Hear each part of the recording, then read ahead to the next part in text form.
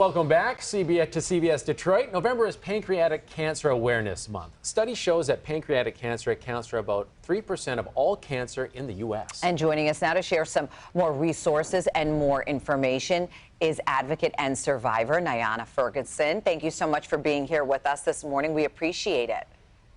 Thank you so much for having me. If you could share one all-encompassing important thing about awareness when it comes to pancreatic cancer, what would that be?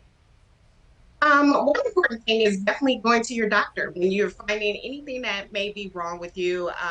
With pancreatic cancer, there's some symptoms, but not a lot. But if you have jaundice, which is yellowing of your skin, if you have pain in your upper or middle abdomen area, any unexplained weight loss, fatigue, loss of appetite, those can be some things about pancreatic cancer, not necessarily, but if you have any of those things happening, you definitely want to make sure you go to your doctor. Now let's get a little bit about your story as not only a survivor, but also an advocate. How did that transition take place? I am now an 18-year survivor, which I am so grateful for because I'm able to be out in the world and give awareness and give hope to those that are going through these challenges. But it was an amazing and but not so amazing experience that I had to go through 18 years ago. So I'm just grateful that I'm here and I'm able to give some hope and give information and awareness to those in different communities.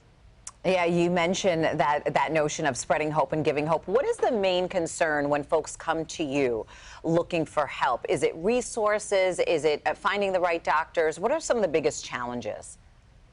The biggest challenges are resources because pancreatic cancer does not have as big awareness as some other cancers that are out there. A lot of people still don't know about it. So we do find that there are a lot of people who don't know that there are resources out there for them. So giving that information to either their local affiliate of Pancreatic Cancer Network or a national affiliate, you can reach out in any ways. They're on social media.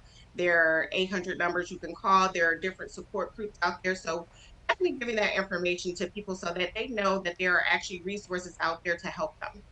Yeah, let's talk about representation and why it's so important. Can you comment on that as well? It's important because in the Black and Brown communities, there's not a lot of information. There are not a lot of resources. Some people can't afford to go to the doctor in those communities just because some people are less fortunate and do not have the resources, the information, or anything like that. So it's very important to get in those communities to spread that awareness, to spread that information so that they know that there are resources out there for them to contact.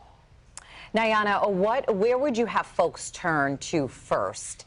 If you know, obviously your first step is talking to your primary care physician if you do suspect that something might be going on. What's the next step?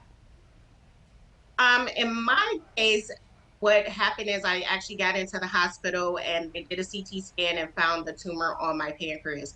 And that is not usually the way that a lot of people go. A lot of people do find out from their primary care physician that they may have, pancreatitis or they may have a tumor on their pancreas. So then after that, usually their primary care doctor will refer them to a oncologist or a specialist to further give more information, to further diagnose what they may have, what the treatments may be, because there are so many different treatments and depends on the tumor on how they will move forward with it.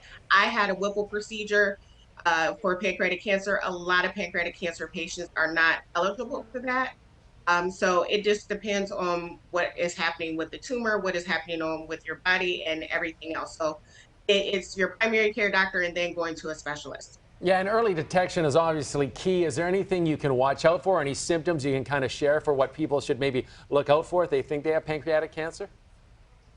Unfortunately, there is no standardized test for pancreatic cancer, but as I said, just some of the things that you might look for if you have any pain in your upper or middle abdomen, you have weight loss, if you have jaundice. Jaundice is one that is a very known symptom, even though I didn't have jaundice. So, it depends on the person on what they have, but always, if you have anything going on with you, most people know their bodies and they know that if something is wrong, then you need to go ahead and go to your doctor.